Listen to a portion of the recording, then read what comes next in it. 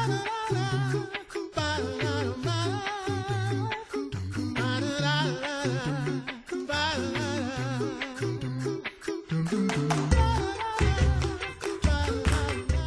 listening to The Coffee Hour. I'm Andy Bates. I'm Sarah Goldseth. It is a good day. I'm excited. We have a fun guest that I don't get to talk to. You, Sarah, gets to talk to all the time, like every month. I do. But I'm excited to share a story with you from the Lutheran Witness, the online version of the Lutheran Witness. So excited to share that story. Thanks to Concordia University, Wisconsin for your support of the Coffee Hour. Find out more about Concordia University, Wisconsin at cuw.edu. Live uncommon. Joining us today, Rachel Bomberger. She's a writer, editor, home educator, mom, wife to US Navy Chaplain, and co-host of the Lutheran Ladies Lounge podcast. Rachel, welcome to the Coffee Hour. Thank you, Andy. It's so good to be here. Share with us, you were also former editor of the Lutheran Witness, and so the last couple of years moving around a little bit and adjusting to a new life as Navy chaplain's wife. Tell us about your experience with military life prior to your husband becoming a chaplain, and you share in your article online a little bit about his graduation from Officer Development School. Tell us about your experience with military life prior to this. Well, I thought I knew what it was all about. My dad actually served in the Army in the 90s for a few years. And so I thought I had the drill. I was an expert. Turned out I wasn't, for a number of reasons. My experience then was very different than my experience now, in that we never lived on base. My dad never deployed because it was those years between the Gulf War and 9/11. And there were a lot of aspects of military life that I never quite experienced then the way that I have now. So, I came into military life with a bit of a cocky attitude of like, oh yeah, I got this. And then I found out I was wrong. I'm still learning. So then how would you describe your transition to Navy life with your family? Has it been a couple years already? We've been in about 18 months now. Okay. And it has been a rather huge transition, both in terms of geography. We obviously picked up and moved from St. Louis. We're now in Norfolk, Virginia. But also in terms of culture, because as we all know, the Lutheran Church Missouri Synod has its own subculture that is very something that after 10 years of parish life, we knew the ropes there pretty well. But coming into the military, there's all sorts of lingo and jargon and traditions and wear this and don't wear this, and lots of things that they don't necessarily teach you. Even if there was a military spouse orientation, and there is, I just haven't had time to attend it yet. But there are things that you just have to learn as you go. And we are learning, and it's been an exciting journey so far, but definitely an adjustment. Mm-hmm. Yeah, bringing you as a new Navy wife, and then your kiddos, having to bring them along too. So many new traditions and new experiences. Which I'm sure some of them are a little odd, but some of them can be really cool too, and can maybe open your eyes to new things and new ways of thinking about what we do in our daily lives as Christians as well. One of those traditions is colors. Can you describe what this tradition is? So this is a brief ceremony that happens when on a military base, in the morning and in the evening, when the flag is raised for the day and when it is lowered then at the end of the day. And I'm not going to, again, I never lived on base as an Army child, but I can describe how it happens in the Navy, since I am currently living on base. And it's really, really cool the way they do this. Now, only once have I actually been in a position to see the flag, the official flag of the base, being raised or lowered. because most of the time you aren't within, a seeing distance of this, but you can hear it because there are loudspeakers scattered all around the base. Think, your basic tornado siren type setup. But so in the morning, the flag is raised at 8 a.m. and at 7:55, they give you it's coming. They briefly sound reveille, which everyone recognizes from the movies. And that's your signal that colors is coming in 5 minutes. Now, for me, some people, when they hear that, they go inside, because if you're inside, you don't have to observe colors in the same way. And for me, sometimes on a very hot day, if I was out, say, for a run or a walk, I would scurry to try and find a pavilion or something, somewhere where I wasn't quite so out in the bright sunshine. And then 5 minutes later, right at 8 o'clock, they sound the attention, which is a very short trumpet flourish. And then here comes a full Star-Spangled Banner. The national anthem plays as somewhere on base, the flag is raised. And at this point, everything stops.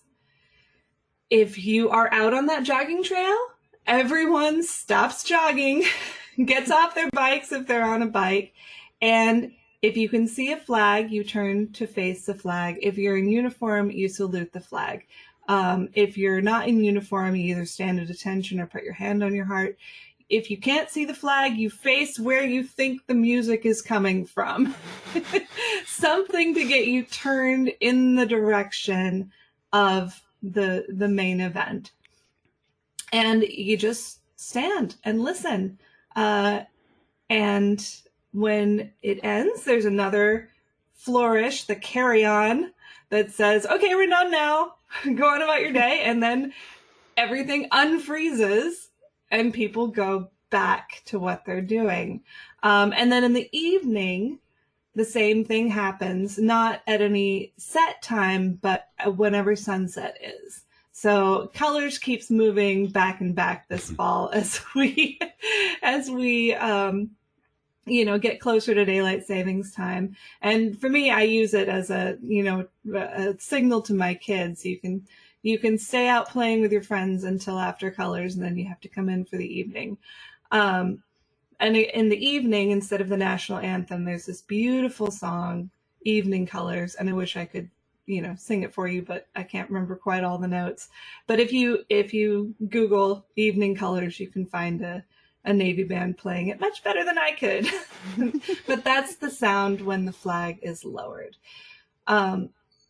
This tradition is really, the first time I encountered it, I had no idea what was going on. And we were just so new to the life. And I tell about this in the article, that my husband and the kids and I had gone out to visit him, for a long weekend during his training in Rhode Island. And Evening Colors started playing. We were walking back across base with arms full of groceries to make peanut butter sandwiches in our hotel room. And he just drops his bags and stands there listening. And I'm like, what do I do? I guess I'll just follow your cue and we'll talk about this later because this is strange. And then afterwards, I said, what was that? And he said, it's colors. I'm like, well, what's colors?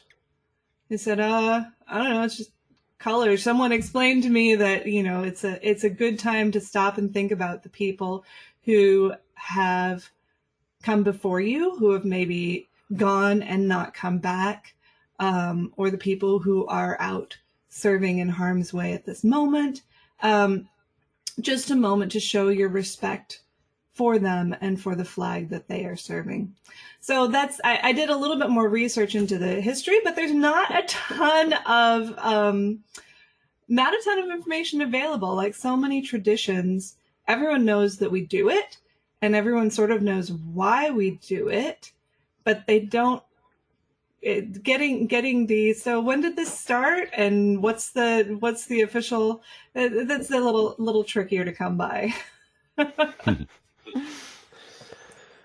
So your first experience was a unique one. You didn't really have an opportunity to learn about it from your husband before your first experience with it. But it sounds like a tradition that unites everyone who makes up that community. There's this common thread through everyone in the community, and why you serve, why they serve together. And this is a tradition, a practice that helps express or unite everyone in that shared mission, that shared purpose, I guess.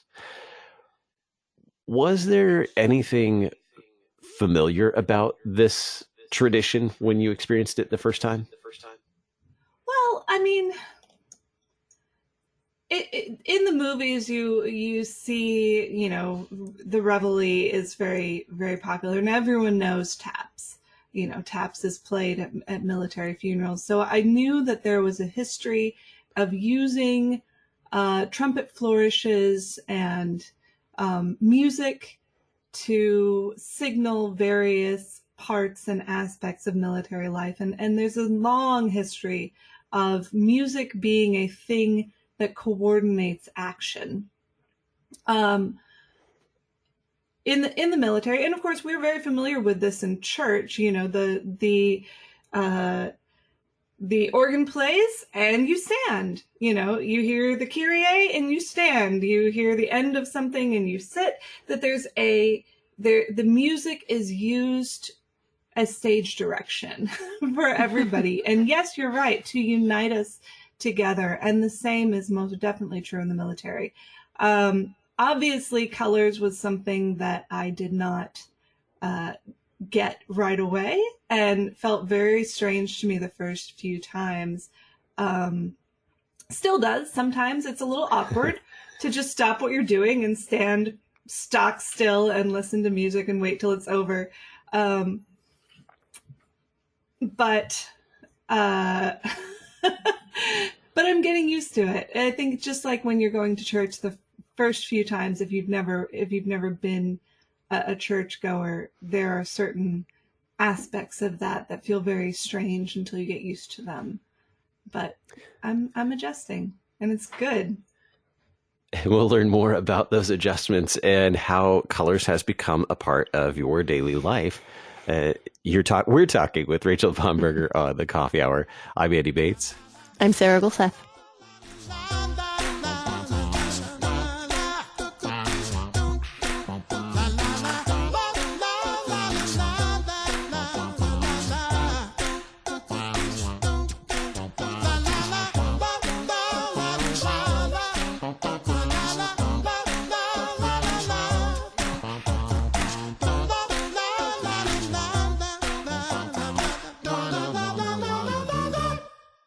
You're a miracle. You know that, right? A living, breathing, one-of-a-kind miracle. You were created to stand apart, to share your gifts in the service of others, to make an uncommon impact in a common world. And at Concordia University, it's our mission to help you do that, to live uncommon. To learn more about Concordia, go to cuw.edu. How do we love our neighbor on the internet? Why are the creeds so important? What does it mean to practice Christian hospitality?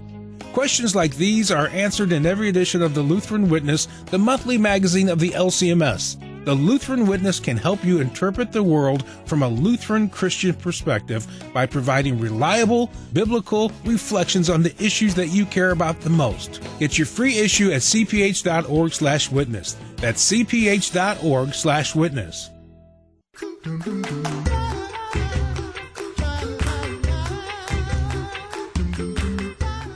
You're listening to the Coffee Hour. I'm Andy Bates. I'm Sarah Gulseth. And today we're talking with Rachel Bomberger. She's a writer, editor, home educator, mom, wife to US Navy Chaplain, and co-host of the Lutheran Ladies Lounge podcast here on KFUO. She has written a fantastic article in the Lutheran Witness, the online edition of Lutheran Witness. You can find it at witness.lcms.org. And Praying Colors, Morning and Evening, is the article we're discussing today. And before we went to break, Rachel, we're talking about how colors was totally new to you in making your transition to military life as a US Navy chaplain's wife. And now, and you share this in your story, that it has become a part of your day because you're a part of this community, Navy life and the naval community. But what are some things that you wrestled with this becoming a part of your daily life? One of the most obvious is seeing how well. I mean, I love that people are so enthusiastic about it. Even the smallest children on base will, like, if they're riding their bikes or jumping on trampolines, they'll just stop. And when the colors is sounded, they'll stand at attention. They'll pay their respects. And this is even people, and often especially people who don't have other religious commitments in their life, that for them, the military provides the kind of structure and categories of virtue that, for me, those come from the Word of God and from my connection to the church. That for me, the military stuff is always second to my faith. And seeing people who don't have that faith, the way that they observe, I would say religiously, the customs and traditions of military life sometimes gives me pause, because it does have religious overtones. The idea of respect for the flag can feel very much like the reverence that we give to God alone. And in this way, the colors, as cool as it is, has sometimes made me raise a little eyebrow, because it sounds to me very much, I don't know if you've ever seen or heard, either in traveling or in videos, what the Muslim call to prayer sounds like. Mm-hmm. That's kind of what it sounds like when you're summoned to salute the flag during colors. Or you could be brought to mind the church bells that still call out the daily hours, especially in European churches. This is a call to prayer.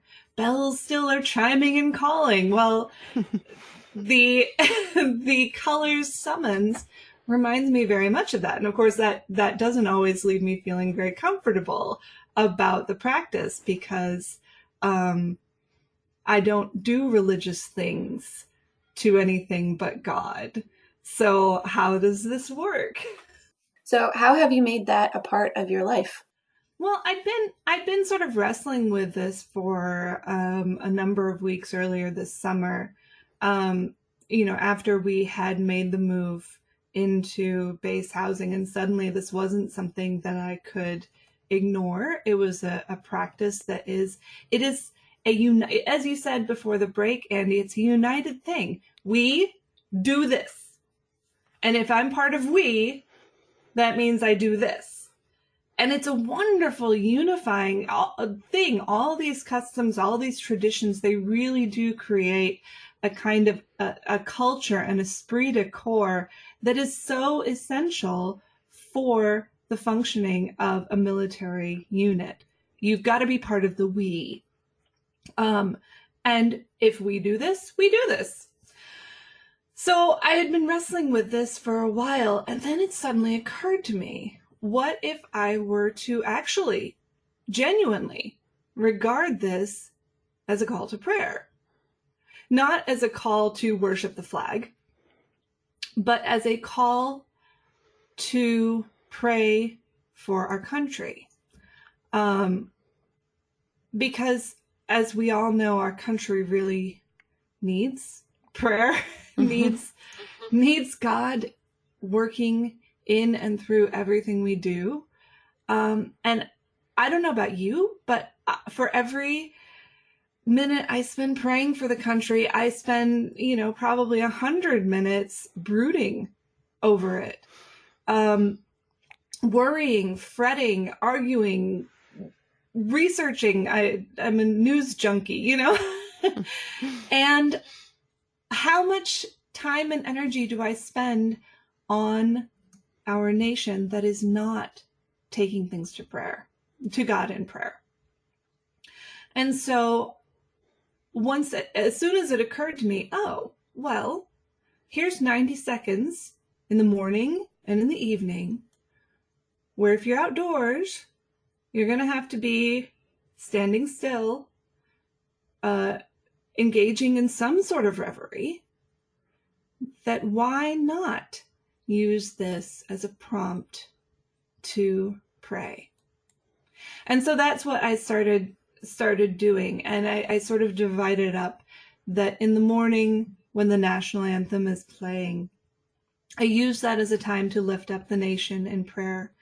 And in saying this, I don't mean to say that I think that our nation deserves more prayer or more of my attention than the rest of the world. Because so often in our prayers, we pray for the peace of the whole world. We pray for the unity of the Church of God, not only in America, but all around the world. And so most of my prayers are global, but the prayers, that come during colors are very specifically for our nation. So in the morning, I pray for our nation. And sometimes these are our prayers of asking for God's blessing, His mercy, His forgiveness, because goodness knows we screw things up and have for a long time. We don't always get it all right, and we need that grace. And then in the evening, my prayers are specifically for service members, for the sailors that my husband has been called to serve, for those who are in harm's way, for those who are suffering from loneliness, from despair, from anxiety, the military is a place where a lot of people are struggling with spiritual and mental health issues at any given time. And that's one of the things that chaplains are especially called to do, is to serve service members who are often young, who are often displaced from the communities that have always nurtured them, who are often separated from their loved ones and having to do very hard things in very hard places. And so in the evening, if I'm outside when colors comes on, you better believe I'm praying for service members and for their families, because we all need that grace. So that's how I have in my own mind reconciled what was originally, a minor tension point in my faith life, that I salute the flag, but I do so even as I'm kneeling before the throne of God in prayer, and I bring the flag to heaven as I do so. So you've certainly made this tradition your own as a time of prayer. How has this tradition of colors, in a sense, shaped you, your family? Has it made you more a part of the naval community? I think it has. It's all these little things that make up a community life together. Last year we lived out off base, and we knew that we were part of the Navy, but it was easier to sort of do as I had done when I was a teenager with my dad in the Army. It was just Dad's job. He gets up in the morning, he goes to work, he comes back, and we have our life that revolves around school and church and neighborhood and all of that. But there's something about living on base that has really driven home that it isn't just Dad's job. It isn't just a job, that it is a life, it is a community, it is a culture, and everyone in the family is part of that. So yeah, my kids know all about colors, and they know why they do it. They know that there's no squirming, there's no whispering, there's no goofing off when the national anthem is playing. And I think that's a very good thing, that they are part of this, that they are part of the we do this, that includes them. So yeah, does that answer your question, I guess? Absolutely. Absolutely. And so grateful that you found a way to make this a time of prayer for you as well. And I have to say that the title of your article drew me in. I was trying to figure out if you were praying like liturgical colors, what exactly, praying colors morning and evening. So it's a great article. You can find it at witness.lcms.org.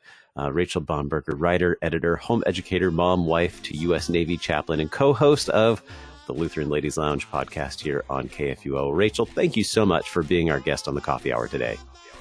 Thank you, Andy. It's been so good to talk to you.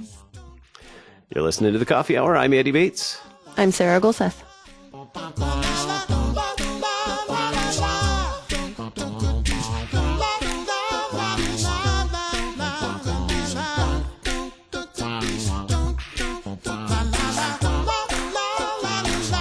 The Coffee Hour with Andy and Sarah is a production of KFUO. To support the Coffee Hour and KFUO Radio, visit KFUO.org. You can also text KFUO to 41444 or send an email to gifts@KFUO.org. And you can call us at 800-844-0524. KFUO. Christ for you, anytime, anywhere.